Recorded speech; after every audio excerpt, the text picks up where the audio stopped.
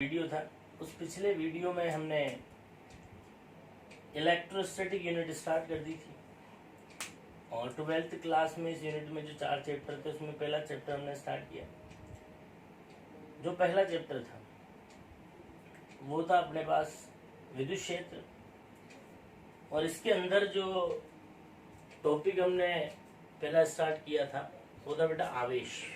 ठीक है, आवेश में मैंने आपको आवेश की परिभाषा बताई, आवेश के प्रकार बताए, किसी आवेश की मात्रक बताए, उसकी विमा बताई, किसी वस्तु को किस प्रकार से आवेशित करेंगे ये बताए। लास्ट टाइम पे जो लेक्चर अपन ने छोड़ा था वो यहाँ आकर के छोड़ा था कि किसी वस्तु पे आवेश की कितनी मात्रा ये कैसे कैलकुलेट करते हैं। ठीक है, हालांकि देखो इसका एक और तरीका एक फॉर्मूले से भी करते हैं, पर थोड़ा लॉजिकली अपन अगर इसको करें तो मैंने बताया था लास्ट टाइम कि अगर कोई वस्तु है, इस वस्तु में से अगर हम इलेक्ट्रॉन निकालेंगे,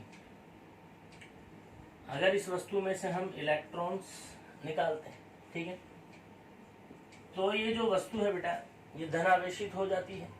क्लियर?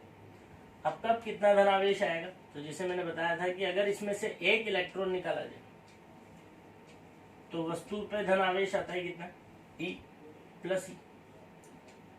अगर 2 इलेक्ट्रॉन निकालोगे तो आवेश आएगा माइनस ई, प्लस का 2e। अगर 3 इलेक्ट्रॉन निकालोगे तो आवेश आएगा प्लस का 3। इसी तरीके से अगर n इलेक्ट्रॉन्स इसमें से निकाले जाए तो इस पे आवेश आएगा बेटा कितना, प्लस का n। क्लियर है यहाँ तक? ठीक है, इसी प्रकार हम बात करें कि अगर किसी वस्तु में इलेक्ट्रॉन्स जोड़े जाते हैं तो वस्तु ऋणावेशित हो जाती है। अगर एक इलेक्ट्रॉन जोड़ेंगे तो आवेश आता है माइनस का ई। अगर 2 इलेक्ट्रॉन जोड़ेंगे तो माइनस का 2e, 3 जोड़ेंगे तो माइनस का 3e, और अगर n इलेक्ट्रॉन्स जोड़ेंगे तो आवेश कितना आएगा बेटा, माइनस का n।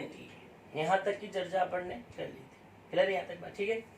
अच्छा, एक चीज और अपन देखें, आज का जो जहां से स्टार्ट करेंगे अपन ये पढ़ चुके थे ना, हम बात करते देखा होगा कभी अगर परमाणु को चित्रात्मक रूप से जब अपन रिप्रेजेंट करते हैं तो इस तरीके से इसको हम रिप्रेजेंट करते हैं। ये बीच में होता है नाभिक, और यहाँ पे बेटा इस तरीके से प्लस लगाते हैं, और बाहर इसमें पाए जाते हैं क्या, इलेक्ट्रॉन्स। समझ में आती है बात? ठीक है, ये जो है ये होता है नाभिक, और इसमें हम क्या लगाते हैं, प्लस। ये प्लस किस चीज को रिप्रेजेंट करता है कि जो नाभिक है उसका नेट आवेश धनात्मक होता है। नाभिक का नेट आवेश कैसा होता है, धनात्मक। ठीक है, अब अलग अलग तत्वों के जो नाभिक है ना, उन अलग अलग तत्वों के नाभिकों में आवेश का जो मान है, जो परिमाण है, होता सभी के नाभिक पे धन आवेश ही है, पर सब में अलग अलग परिमाण में होते हैं। ठीक है, अगर हाइड्रोजन का नाभिक होगा तो उस पे कुछ अलग आवेश होगा, हीलियम का होगा तो उस पे कुछ अलग होगा, सोडियम का होगा तो उस पे कुछ अलग होगा। ऐसे अलग अलग प्रकार के नाभिकों पे अलग अलग आवेश होते हैं। ठीक है, तो आज हम थोड़ा सा जो है नाभिक के बारे में अपन थोड़ी सी बात कर लेते हैं। नाभिक में आवेश ज्ञात करना एक छोटा सा टॉपिक है, इसको अपन सीख लेते हैं, फिर आगे कंटिन्यू करेंगे। ठीक है, तो अपन बात कर रहे हैं नाभिक पर आवेश ज्ञात करना। ठीक है ना, नाभिक पर आवेश अपन ज्ञात करेंगे। तो पहली चीज ये आप नोट डाउन भी कर लीजिएगा, नाभिक क्या है। ठीक है, तो नाभिक है बेटा क्या, प्रोटोनों और न्यूट्रॉनों का गुच्छा। प्रोटोनों और न्यूट्रॉनों का गुच्छा। क्लियर बात? ठीक है, इसमें जो प्रोटॉन है इन पर धनावेश होता है, जो न्यूट्रॉन है ये उदासीन होते। ठीक है, तो नाभिक के अंदर दो चीजें, प्रोटॉन और न्यूट्रॉन, इस पे धन आवेश है, ये उदासीन है। ठीक है, तो नाभिक पे कैसा आवेश होगा? नाभिक पे धन आवेश होगा, जो किसकी वजह से होगा? प्रोटॉन्स की वजह से। क्लियर है? तो हम कहेंगे नाभिक जो है इस पे भी कैसा आवेश होता है? धन आवेश। ठीक है ना? किसकी वजह से होता है? प्रोटॉन की वजह से। ठीक है, तो नाभिक पर आवेश किसके कारण होता है? नाभिक पर आवेश प्रोटोनों के कारण होता है। किसके कारण होता है? प्रोटोनों के कारण होता है। क्लियर? अब प्रोटोन कैसा होता है बेटा? धन आवेशित होता है। ठीक है, तो नाभिक भी कैसा होगा? अतः नाभिक पर कैसा आवेश होगा?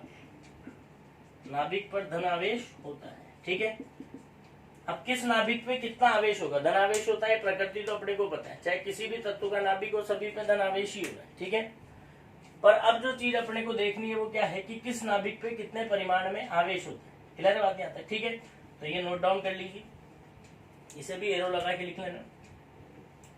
ठीक है, चलो अब इसी को आगे कंटिन्यू करते हैं अपन। लिखो साथ के साथ, किसी भी तत्व के नाभिक को निम्न प्रकार प्रदर्शित करते हैं।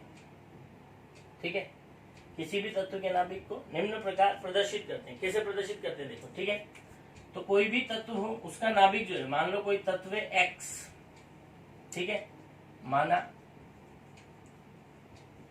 कोई तत्व एक्स है।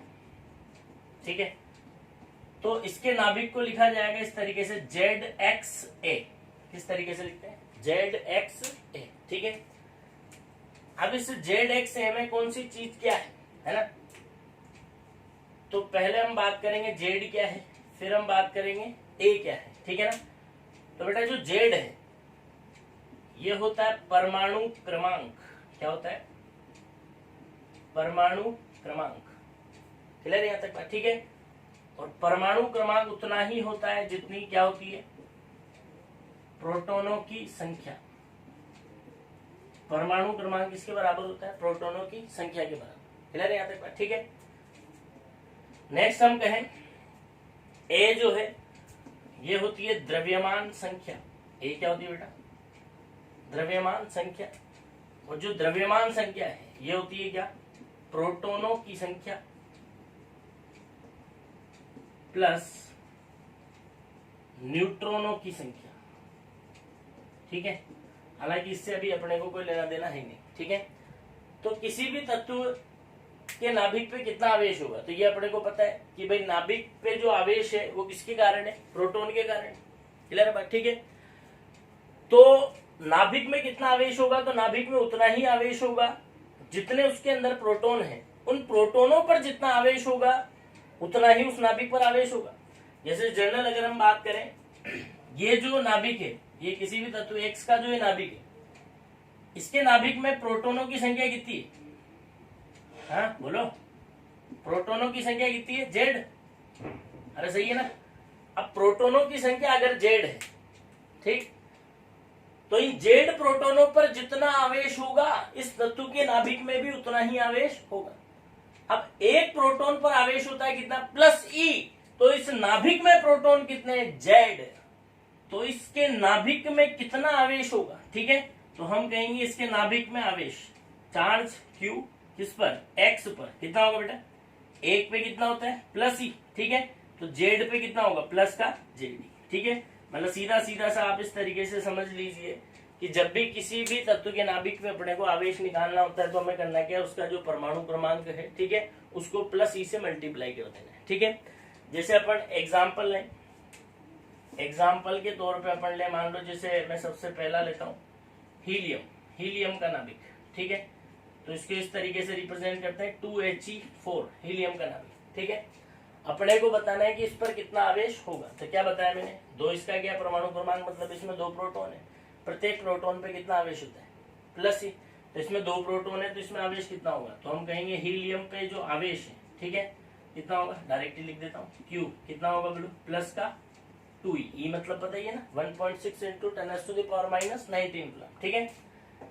सेकेंड अपन ले मान लो जैसे बोलो तुम बोलो कार्बन ले लेते हैं, ठीक है। तो कार्बन अपन ले लेते हैं 6C12 है ना। इसके नाभिक में अपने को आवेश बताना है, तो बोलो बेटा परमाणु क्रमांक कितने, 6 प्रोटॉन है, ठीक है। तो नाभिक में आवेश पता लगाने के लिए क्या करते हैं, जो परमाणु क्रमांक है उसको कैसे मल्टीप्लाई करेंगे, प्लस ई से, तो इसमें कितना नाभिक होगा, ठीक है। एक लास्ट एग्जांपल और लिख लेते हैं, जैसे अपन ले लेते हैं 17Cl35, ठीक है। बोलो बेटा इस पे कितना आवेश, बोलो कितना, प्लस का 17e, अरे सही है ना, क्लियर है भाई, ठीक है। तो इस तरीके से अपन क्या कर लेंगे, नाभिक के आवेश को निकाल लेंगे, इसे नोट कर लेना। एक बार फिर बता देता हूँ, किसी भी तत्व के नाभिक को इस तरीके से ZX है, यहाँ पे Z क्या होगा, परमाणु क्रमांक, जो है नीचे लिखा होता है वो परमाणु क्रमांक है, जो बेजे पे लिखा हुआ है वो द्रव्यमान संख्या है। परमाणु क्रमांक प्रोटोनों की संख्या के बराबर होता है, क्लियर है यहाँ तक बात, ठीक है। और द्रव्यमान संख्या प्रोटोनों की संख्या प्लस न्यूट्रॉनों की संख्या होती है। वैसे इसको डिटेल में नाभिक नाम का चैप्टर अपने है 12th में, उसके अंदर हम डिटेल में पढ़ेंगे, फिलहाल ऐसे ही, क्लियर है यहाँ तक बात, ठीक है। तो नाभिक पे धन आवेश होता है, प्रोटोनों के कारण कितना धन आवेश होता है, तो उतना ही धन आवेश होगा, जितने उसके अंदर प्रोटोन होंगे उन प्रोटोनों पे जितना आवेश होगा उतना ही उस पर धन आवेश होगा, ठीक भाई, बहुत बढ़िया, बहुत सुंदर, बड़ा मजा आया, वाह वाह, ठीक है बेटा, है ना। चलो अब मैं बताता हूं तुम्हें, अपन ने किसी वस्तु को आवेशित करना सीख लिया, ठीक है। अब हम बात करते हैं कि वस्तु को आवेशित करने पर उस पर क्या क्या प्रभाव पड़ते हैं, ठीक है भाई। भाई होता है ना, वस्तु को जब आप आवेशित कर दोगे तो आवेशित करने के बाद कुछ परिवर्तन तो उसके अंदर आ ही जाते हैं, अनुभवी लोग पहचान जाते हैं, ठीक है ना। देखो भाई, तो अपन बात करते हैं वस्तु को, टॉपिक है लिखो, वस्तु को आवेशित करने पर उस पर पड़ने या उसमें होने वाले परिवर्तन, ये देखो, उसमें होने वाले परिवर्तन, ठीक है ना। क्या क्या परिवर्तन जो है किसी वस्तु को जब हम आवेशित कर देते हैं तो क्या क्या परिवर्तन उसमें आते हैं, ये चीज अपने को देखना है, क्लियर यहाँ तक बात, ठीक है। अब वस्तु को दो प्रकार से आवेशित कर सकते हैं, धन आवेशित भी कर सकते हैं और ऋण आवेशित भी कर सकते हैं। तो अपन एक एक करके देखेंगे, धन आवेशित करते हैं तो क्या होता है, ऋण आवेशित करते हैं तो क्या होता है, ठीक है ना। तो इसमें जो सबसे पहला पॉइंट ले रहे हैं उसमें हम लिख रहे हैं कि यदि किसी वस्तु को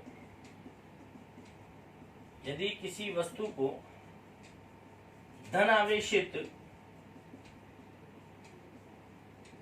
किया जाता है, यदि किसी वस्तु को धन आवेशित किया जाता है तो, ठीक है। तो किन किन चीजों के बारे में अपने को यहाँ बात करनी है। सबसे पहली चीज अपन देखेंगे, इलेक्ट्रॉनों के बारे में बताना है। इलेक्ट्रॉन मतलब ये निकाले जाते हैं या जोड़े जाते हैं, ये बताना है। दूसरा ये बताना है कि उसका द्रव्यमान बढ़ेगा या घटेगा। तीसरा अपने को बताना है उसका आकार बोल लो या आयतन बोल लो, ठीक है ना, ये बढ़ेगा या घटेगा। और चौथा अपने को लेना है क्या बेटा, उसके घनत्व के बारे में अपने को बताना है कि उसका घनत्व बढ़ेगा या घटेगा, ठीक है। तो देखो सबसे पहली चीज धन आवेशित अपन ने किया, अब ये तो अपने को पता है, वस्तु को अगर धन आवेशित करेंगे तो इलेक्ट्रॉन क्या किए जाएंगे, ठीक है। तो इसका जवाब सीधा सा है कि इलेक्ट्रॉन क्या किए जाते हैं, निकाले जाते हैं, क्लियर है यहाँ तक बात, ठीक है। द्रव्यमान की अगर अपन बात करें कि द्रव्यमान बढ़ेगा या घटेगा, ठीक है। तो देखो सिंपल सी चीज है, ये है वस्तु, ठीक है। अब इस वस्तु को क्या करना है अपने को, धन आवेशित। तो धन आवेशित करने के लिए क्या करेंगे, इसमें से इलेक्ट्रॉन्स निकालेंगे। क्या करेंगे, इसमें से इलेक्ट्रॉन्स निकालेंगे, ठीक है। अब इलेक्ट्रॉन जब इसमें से निकलेगा तो इलेक्ट्रॉन का क्या भी निकलेगा, द्रव्यमान भी निकलेगा। भाई इलेक्ट्रॉन के पास भी तो द्रव्यमान होता है, माना बहुत कम होता है पर कुछ तो है, अरे क्लियर है भाई, ठीक है। तो इलेक्ट्रॉन अगर इसमें से हमने निकाला तो इलेक्ट्रॉन जब इसमें से निकल करके गया तो अपना क्या भी ले गया, द्रव्यमान भी ले गया। माना वो द्रव्यमान बहुत कम है, बाकी कुछ तो है, ठीक है। तो वस्तु में से जब इलेक्ट्रॉन निकला, इलेक्ट्रॉन निकलने का मतलब द्रव्यमान निकल गया। क्लियर है यहाँ तक बात? ठीक है, द्रव्यमान निकल गया तो किसी में से द्रव्यमान निकलेगा तो उसका द्रव्यमान क्या होगा, बढ़ेगा या घटेगा? तो धन आवेशित करने पे बोलो द्रव्यमान क्या होता है, घट जाता है। ठीक है, हालांकि ऐसा नहीं है कि अगर किसी वस्तु को धन आवेशित कर दे तो वस्तु को इतनी हल्की हो जाएगी, उड़ने लग जाएगी। ये जो द्रव्यमान में जो कमी आती है, ठीक है, ये अत्यल्प होती है बेटा, है ना। द्रव्यमान क्या होता है, घट जाता है, और जो कमी इसके अंदर आती है अत्यल्प कमी आती है। ठीक है ना, ये कमी कोई इतनी खासी नहीं होती है, थोड़ी बिल्कुल मतलब सूक्ष्म स्तर पे जाकर के जब देखेंगे ना तो देखने को है। बाकी ऐसे अगर मान लो कोई वस्तु रखी है, उसमें से इलेक्ट्रॉन निकाल लियो, धन आवेशित हो गया, ठीक है, तो ऐसा कोई उसको उसके द्रव्यमान में कोई खासा परिवर्तन नहीं आएगा, बहुत अत्यल्प, जिसे हम लोग तो सेंस बोल रहे हो ना, सूक्ष्म स्तर पे जाकर के ही पता लगेगा। ठीक है, अच्छा आकार या आयतन की हम बात करें कि आकार या आयतन का क्या होगा, तो देखो वस्तु को जब आप क्या करोगे, मान लो किसी भी प्रकार की वस्तु है, फॉर एग्जाम्पल अपन मान लेते हैं इस तरीके से कोई वस्तु है बेटा, ठीक है ना, इस वस्तु को हमने क्या कर दिया, धन आवेशित कर दिया। ठीक है, ये इस तरीके से मान लो इस पे थोड़ा बहुत कुछ धनावेश आ गया, अरे समझ में आ रही है? ठीक है, धनावेश इस पे आ गया, तो अब क्या देखने को मिलेगा कि इस वस्तु पे जो धनावेश है, मान लो जैसे मैं इसकी बात करूं, ठीक है, तो इस वाले आवेश को क्या होगा, ये बाकी का जो बचा हुआ भाग है, इस बाकी के बचे हुए भाग पर जो आवेश होगा वो इसे क्या करेगा बेटा, प्रतिकर्षित करेगा। इसी तरीके से किसी और की अगर मैं यहां इस धनावेश की बात करूं तो इस धनावेश को इसके अलावा ये जो बचा हुआ आवेश है, अरे समझ में आ रही क्या बात? ठीक है, ये क्या करेगा, इसको प्रतिकर्षित करेगा। तो इस तरीके से आपको देखने को मिलेगा कि वस्तु को जब आप धनावेशित कर दोगे, क्योंकि समान प्रकृति के आवेश क्या करते हैं, एक दूसरे को प्रतिकर्षित करते हैं। क्लियर है यहाँ तक बात? ठीक है, तो उसमें बाहर की तरफ बल लगेगा, और बाहर की तरफ जब उस पर बल लगेगा तो क्या होगा, उसका आकार बढ़ेगा। क्या होगा, उसका आकार बढ़ेगा। ठीक वैसे जैसे बैलून में हवा भरने पर उसका क्या होता है, आकार बढ़ता है, तो वैसे के वैसे इसमें भी होगा। ठीक है, धना भाई अपन जब उसमें हवा भरते हैं तो हवा भी तो बाहर की तरफ ही उस पर प्रेशर लगाती है, तभी तो फूलता जाता है। ठीक है, तो सेम चीज यहाँ पे है कि जब वस्तु को क्या करोगे आप, धन आवेशित करोगे, तो क्योंकि समान प्रकृति के आवेशों में प्रतिकर्षण होता है, ये तो सभी को ध्यान है, मैं बच्चों जैसी बात, समान प्रकृति के आवेशों में क्या होता है बेटा, प्रतिकर्षण होता है।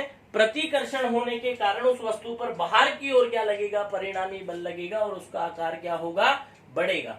तो हम कहेंगे अगर वस्तु को धन आवेशित करते हैं तो उसका आकार या आयतन क्या होता है, बढ़ जाता है। आकार या आयतन क्या होता है, बढ़ जाता है। और इसका कारण हम यहाँ लिख देंगे, क्योंकि समान प्रकृति के आवेशों में प्रतिकर्षण, समान प्रकृति के आवेशों में प्रतिकर्षण होता है। बोल बात समझ में आ रही है या नहीं? क्लियर यहाँ तक बात? ठीक है, अब हम बात करते हैं कि जब वस्तु को धन आवेशित कर दिया तो उसका आकार या आयतन, सॉरी उसके घनत्व पे क्या प्रभाव पड़ेगा। ठीक है, तो अपने को सभी को पता है कि जो घनत्व है ये बराबर होता है क्या बेटा, द्रव्यमान डिवाइडेड बाई आयतन। अरे समझ में आ रही है बात? ठीक है, अब अगर हमने क्या किया, वस्तु को धनावेशित किया, तो धनावेशित करने पे इलेक्ट्रॉन निकला, द्रव्यमान क्या हुआ, घटा। ठीक भाई, है ना। तो बताओ द्रव्यमान अगर घटा तो द्रव्यमान के घटने से, इस रिलेशन से बताओ, द्रव्यमान अगर घटेगा तो घनत्व भी क्या होगा, घटेगा। द्रव्यमान घटने के कारण घनत्व क्या होगा, घटेगा। अच्छा दूसरी चीज, आकार क्या हो रहा है, बढ़ रहा है, आयतन क्या हो रहा है, बढ़ रहा है, तो आयतन के बढ़ने की वजह से भी घनत्व क्या होगा। क्लियर है बात? ठीक है, तो यहाँ पे जो दोनों चीजें, इन दोनों की वजह से घनत्व क्या हो रहा है, घट रहा है। मतलब परिणामी रूप से हम कहेंगे कि वस्तु को जब हम धनावेशित करते हैं तो उसका घनत्व क्या होता है, घट जाता है। अरे समझ में आ रही क्या बात? और कारण हो गया ये, कारण ये। ठीक है, तो वीडियो पॉज करो और इसे लिख लो, है ना। चलो, तो लास्ट टाइम पे ये चीज अपन ने देख ली क्या, कि वस्तु को अगर हम धनावेशित करते हैं तो इन सब चीजों पे क्या प्रभाव पड़ता है। ठीक है, अब हम बात करते हैं कि अगर किसी वस्तु को ऋण आवेशित किया जाता है, क्या किया जाता है, अगर किसी वस्तु को ऋण आवेशित किया जाता है तो ऋणावेशित करने पे अपने को बताना है कि इलेक्ट्रॉनों का क्या होगा। तो बोलो ऋणावेशित करने पे इलेक्ट्रॉन क्या करते हैं, इलेक्ट्रॉन जोड़े जाते हैं, ये तो पता ही है। इलेक्ट्रॉन क्या किए जाते हैं, जोड़े जाते हैं, ठीक है। द्रव्यमान के बारे में बताना है, बड़ी आसानी से बता देंगे सभी, है। वस्तु को जब हम ऋणावेशित करते हैं तो ऋणावेशित करते हैं तो उसमें इलेक्ट्रॉन्स क्या करते हैं बेटा, जोड़ते हैं। क्लियर है यहाँ तक बात। इलेक्ट्रॉन के बाद द्रव्यमान होता है या नहीं होता है, होता है, कुछ तो होता है, ठीक है। तो इलेक्ट्रॉन वस्तु में जुड़े मतलब वस्तु में क्या जुड़ा, द्रव्यमान। अब अगर किसी चीज में अतिरिक्त द्रव्यमान जुड़ेगा तो द्रव्यमान क्या होगा बेटा, बढ़ेगा, है ना। तो हम कहेंगे ऋणावेशित करेंगे तो जो वस्तु का द्रव्यमान है वो क्या होता है, बढ़ जाता है, ठीक है। आइए अब आकार की बात करते हैं, वापस से वही चीज देखना। जैसे इससे पहले धनावेशित किया था तो प्लस प्लस में प्रतिकर्षण था, इसलिए क्या हुआ, उसका आकार बढ़ा। अगर ऋणावेशित करेंगे तो ऋणावेशित करने पे क्या होगा बेटा, इस तरीके से माइनस आवेश आ गया ना, तो माइनस और माइनस में भी क्या होता है, प्रतिकर्षण ही होता है। तो ये सब भी क्या करेंगे, एक दूसरे को बाहर की तरफ धक्का देंगे तो ये वस्तु गुब्बारे की तरह क्या हो जाएगी, फूले। इतना ज्यादा नहीं होता है, ठीक है। तो हम कहेंगे कि ऋणावेशित जब हमने किया तो ऋणावेशित करने पे उसका आयतन या आकार क्या होता है, तो वापस से जवाब वही है कि आयतन या आकार क्या होता है, बढ़ जाता है। और कारण भी वापस से वही है, क्या कारण है, समान प्रकृति के आवेशों में क्या होता है, समान प्रकृति के आवेशों में प्रतिकर्षण होता है। अरे बात समझ में आ रही है क्या भाई, समान प्रकृति के आवेशों में क्या होता है, प्रतिकर्षण, ठीक है। अब हम बात करते हैं घनत्व के बारे में। तो देखो बेटा वापस से वही चीज, घनत्व बराबर क्या होगा, द्रव्यमान डिवाइडेड बाय आयतन, ठीक है। अब देखो जब हमने वस्तु को ऋणावेशित किया तो द्रव्यमान क्या हुआ, बढ़ा। तो द्रव्यमान के बढ़ने से घनत्व क्या होगा, बढ़ेगा। आकार या आयतन का क्या हुआ, आकार या आयतन भी बढ़ा। तो आकार या आयतन के बढ़ने की वजह से घनत्व क्या होगा, बोला सर घटेगा। बोला सर बढ़ भी रहा है घट भी रहा है, तो आंसर आना चाहिए कि अपरिवर्तित रहेगा। क्या रहेगा, अपरिवर्तित रहता है। आंसर ये आना चाहिए सर इसके हिसाब से, तो बर नहीं बेटा, अपरिवर्तित नहीं रहता है। घनत्व अभी भी घटता है। क्या होता है, घटता है। बोला सर क्या फालतू की बात कर रहे हो, इसके अकॉर्डिंग तो ये लग रहा है कि क्या होगा, अपरिवर्तित रहेगा, पर बेटा नहीं। देखो मैंने पहले ही कहा है कि इलेक्ट्रॉन के पास द्रव्यमान होता है पर वो द्रव्यमान काफी कम होता है। तो इलेक्ट्रॉन के आने और जाने से द्रव्यमान में जो परिवर्तन है वस्तु का वो अत्यल्प होता है, ठीक है। तो हम कहेंगे कि जब वस्तु को आप ऋणावेशित करते हैं तो द्रव्यमान में वृद्धि होती है, आयतन में भी वृद्धि होती है, पर द्रव्यमान में वृद्धि की तुलना में आयतन की जो वृद्धि है वो अधिक होती है। इसलिए आयतन में वृद्धि द्रव्यमान के कंपैरिजन में अधिक होने की वजह से घनत्व में वृद्धि कम और कमी क्या होती है, ज्यादा। तो परिणामी रूप से घनत्व क्या होता है बेटा, घट जाता है। क्या हो जाता है, तो ये चीज ध्यान रखना, चाहे वस्तु को धनावेशित करो या ऋणावेशित करो, ठीक है, उसका आकार हमेशा बढ़ेगा ही सही और उसका घनत्व हमेशा घटेगा ही सही। क्लियर है यहाँ तक बात, ठीक है।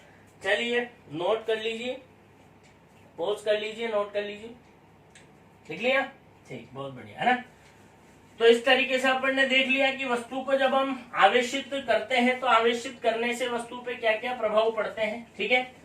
तो क्या देखा अपन ने, धन आवेशित करेंगे तो इलेक्ट्रॉन हम निकालते हैं, इलेक्ट्रॉन हम निकालेंगे तो द्रव्यमान घटेगा, आकार बढ़ेगा और घनत्व घटेगा। ऋणावेशित करेंगे तो इलेक्ट्रॉन जोड़ेंगे, द्रव्यमान बढ़ेगा, आकार बढ़ेगा, घनत्व घटेगा।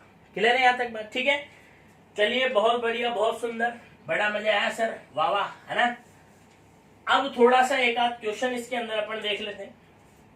क्वेश्चन है, लिखिए, देखो, दो समान पदार्थ से बने गोले ए व बी, दो समान पदार्थ से बने गोले ए व बी को, नहीं ऐसे लिखो, दो समान पदार्थ से बने गोले जिनके द्रव्यमान भी समान है, द्रव्यमान भी समान है, ठीक है, इन्हें समान परिमाण से किंतु विपरीत प्रकृति के आवेश से आवेशित किया जाता है, ठीक है। आवेशित करने के पश्चात इनके द्रव्यमान क्रमशः Ma एवं Mb, Ma एवं Mb हो जाते हैं, तो सही विकल्प का चयन कीजिए, ठीक है। तो ऑप्शन लिखो, Ma is equal to Mb, second Ma less than Mb। अच्छा, इसमें एक काम करो यार, क्वेश्चन को थोड़ा चेंज कर लो, ऐसे लिखो, ऐसे लिखो, दो समान पदार्थ से बने गोले ए व बी जिनके द्रव्यमान भी समान है, इनमें से ए को धन आवेशित तथा बी को ऋण आवेशित किया जाता है, ऐसे लिख लो, ठीक है। और आवेशित करने के बाद ए और बी के जो द्रव्यमान है, ठीक है, वो ये है ना। तो अपने को सही विकल्प चुनना है, लिख लिया ना, ठीक है। चलो, तो थर्ड लेते हैं अपन, Ma is greater than Mb, और फोर्थ ले रहे हैं अपन क्या, Ma इज लेस, फोर्थ ले लो, नन ऑफ दीज आर, ठीक है। अरे क्लियर है। चलो तो देखते हैं, देखो ये गोला ए है अपने पास, है ना, जैसा गोला ए है वैसा का वैसा ही गोला कौन भी है, बी भी है, क्लियर है यहाँ तक बात, ठीक है। अब दोनों के प्रारंभिक द्रव्यमान क्या है, समान, तो इसका भी द्रव्यमान कितना m और इसका भी m, अरे क्लियर है ना, ठीक है। कभी प्रारंभ में, ठीक है। अब हमने a को क्या किया, धनावेशित, और b को क्या किया, ऋणावेशित, ठीक है। तो ये जो a है बेटा, a को अपन ने क्या कर दिया, धनावेशित, और b को उतने ही परिमाण में क्या कर दिया, ऋणावेशित, क्लियर है यहाँ तक बात, ठीक है। तो जो A का द्रव्यमान है वो कितना हो गया, Ma, और जो B का द्रव्यमान है वो कितना हो गया, Mb। अरे सही है ना यार, ठीक है, ये प्रारंभ में और ये अंत में, ठीक है ना। चलो, तो अब A को धनावेशित किया तो क्या हुआ, Ma से क्या किए गए बेटा, इलेक्ट्रॉन्स निकाले गए, और B को ऋणावेशित किया, मतलब B में क्या किए गए, इलेक्ट्रॉन्स जोड़े गए, ठीक है। अब Ma से इलेक्ट्रॉन्स निकले, तो जब इलेक्ट्रॉन निकले तो अपना द्रव्यमान भी क्या हो गया, साथ में लेकर के गए। तो मान लो जैसे इन इलेक्ट्रॉनों के निकलने की वजह से डेल्टा M द्रव्यमान इसमें से निकल गया, ठीक है ना। तो इसका जो द्रव्यमान है A का, वो कितना होगा, M में से कितना निकल गया, डेल्टा, क्लियर है यहाँ तक बात, ठीक है। इसमें इलेक्ट्रॉन्स जुड़े, मतलब इसमें द्रव्यमान भी क्या हुआ, जुड़ा, ठीक है। तो पहले इसका द्रव्यमान कितना था, M, अब इसमें क्या हुआ, मान लो डेल्टा M जुड़ गया, तो देखो सिंपल सी बात, इसका द्रव्यमान पहले M था, M में से डेल्टा M कम हो गया, और इसका डेल्टा M क्या हो गया, बढ़ गया, तो ऑब्वियस सी बात है, बोलो किसका द्रव्यमान ज्यादा, हाँ, राइट आंसर बोलो, B का द्रव्यमान ज्यादा, तो करेक्ट ऑप्शन क्या है, ठीक है। अरे बोलो ना यार, ठीक है भाई, है ना। चलो मिटा दूं, है ना। चलो अब एक क्वेश्चन और अपन लेते हैं, लिखो वापस से, सेम इसी तरह का क्वेश्चन है, तो थोड़ी न्यूमेरिकल वैल्यूज उसमें हम लेंगे, ठीक है। लिखो क्वेश्चन, दो गोले ए व बी जिनके द्रव्यमान समान है, जिनके द्रव्यमान समान है, लिख लिया, लिखो आगे, गोले ए से 100 इलेक्ट्रॉन, गोले ए से 100 इलेक्ट्रॉन गोले बी को स्थानांतरित कर दिए जाते हैं, तो दोनों गोलों पर आवेश एवं द्रव्यमान में अंतर बताइए, एवं दोनों के द्रव्यमानों में अंतर बताइए, और ब्रैकेट में लिख लीजिएगा, जबकि एक इलेक्ट्रॉन का द्रव्यमान, एक इलेक्ट्रॉन का द्रव्यमान बराबर Me है, ब्रैकेट में लिख लीजिएगा, एक इलेक्ट्रॉन का द्रव्यमान बराबर क्या है, Me है, लिख लिया ना, क्लियर। चलो तो अब करते हैं क्वेश्चन को, देखो पहले तो अपन बात करते हैं प्रारंभ में, ठीक है। इनिशियली देखिए अपन क्या है, तो ये हमारे पास गोला ए और ये गोला बी, दोनों के द्रव्यमान क्या है बेटा, सेम, दोनों के द्रव्यमान क्या है, सेम, ठीक है। अब अपन बात करते हैं अंत में। अंत में का मतलब क्या बोला प्रश्न में उसने, ठीक है, ए से बी को 100 इलेक्ट्रॉन ट्रांसफर किए गए, ठीक है ना। तो ये हमारे पास ए और ये हमारे पास बी, क्लियर है यहाँ तक बात, ठीक है। तो हमने ए से बी को क्या किया बेटा, 100 इलेक्ट्रॉन्स क्या कर दिए, ट्रांसफर कर दिए, क्लियर है बात, ठीक है। तो देखो ए में से तो इलेक्ट्रॉन निकले तो ए पे क्या होगा, धनावेश आएगा, और बी में इलेक्ट्रॉन जुड़े तो बी पे क्या आएगा, बी पे ऋणावेश आएगा, क्लियर है बात। अच्छा एक चीज और बताओ, ए पे कितना धनावेश, ए पर कितना धनावेश आएगा, है याद करो, एक इलेक्ट्रॉन निकले तो प्लस ई, दो निकले तो प्लस 2e, 3 निकले तो प्लस 3, यानी 100 निकला तो कितना आएगा, प्लस का 100e, तो ए पे कितना आवेश आएगा, प्लस का 100e, ठीक है। इसी तरीके से बताओ बी पे कितना आवेश आएगा, जोड़ा ना, ऋणावेश आता है, एक इलेक्ट्रॉन जोड़ते हैं -e, दो जोड़ेंगे -2e, 3 जोड़ेंगे -3, तो 100 जोड़े तो कितना आएगा, माइनस का 100e, क्लियर है क्या, अरे बोलो ना, ठीक है। चलिए अब हम बात करते हैं दोनों के द्रव्यमानों में अंतर। तो मान लो जब अपन ने आवेशित कर दिया तो जो ए है, ठीक है, उस ए का द्रव्यमान हो गया बेटा एम ए, ठीक है, और जो बी है इस बी का द्रव्यमान हो गया एम बी, अरे सही क्या, ए का द्रव्यमान एम है और बी का कितना हो गया एम बी, ठीक है। तो हुआ क्या, ए में से इलेक्ट्रॉन्स क्या हुए, निकले, ए में से इलेक्ट्रॉन्स क्या हुए, निकले, कितने इलेक्ट्रॉन निकले, 100, तो 100 इलेक्ट्रॉन निकले तो वो अपना द्रव्यमान भी क्या हो गया, अपने साथ में ले गए। एक इलेक्ट्रॉन का द्रव्यमान कितना है, हाँ ई, ठीक है ना। तो 100 इलेक्ट्रॉन, एक इलेक्ट्रॉन का द्रव्यमान एम ई, तो 100 इलेक्ट्रॉन का 100 एम ई, ठीक है। तो पहले एम था, एम में से कितना कम हो गया, 100 एम ई कम हो गया, ठीक है। इसी तरीके से बी को ऋणावेशित किया, मतलब बी में इलेक्ट्रॉन जुड़े और बी में इलेक्ट्रॉन जुड़े तो 100 इलेक्ट्रॉन जुड़े, तो 100 इलेक्ट्रॉन अपना द्रव्यमान साथ भी लेके आए, पहले एम था तो अब कितना हो गया, एम प्लस 100 एम ई, सही ना भाई, ठीक है। तो दोनों के द्रव्यमानों में अगर अपन डिफरेंस निकालें, ठीक है, ए और बी के द्रव्यमानों में डिफरेंस, ध्यान रखना बेटा, डिफरेंस निकालने का तरीका होता है बड़ा माइनस छोटा, ठीक है। तो बोलो बड़ा कौन है, वो, तो एम बी में से किसको माइनस करोगे, एम ए को, ठीक है। बोलो एम बी कितना है, एम प्लस 100 एम ई, और एम ए कितना है, एम माइनस 100 एम ई, तो एम से तो एम क्या हो गया, माइनस और माइनस प्लस, तो 100 एम ई, 100 एम ई कितना हो गया, 200 एम ई, यही क्या होगा आंसर, ठीक है, नोट कर लीजिए, कर लिया।